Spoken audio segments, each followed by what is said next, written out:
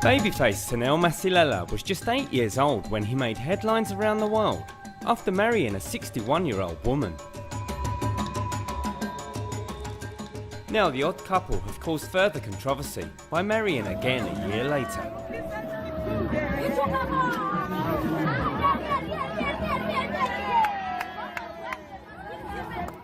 The schoolboy first tied the knot with Helen Shabangu in 2013 in a lavish ceremony at his home in Tshwane, South Africa, and it sparked a huge international outcry.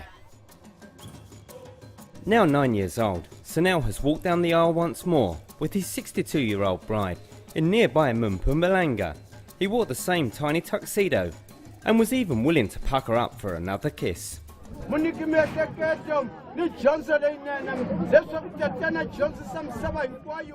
Tradition dictates the couple should wed in the houses of both the bride and the groom.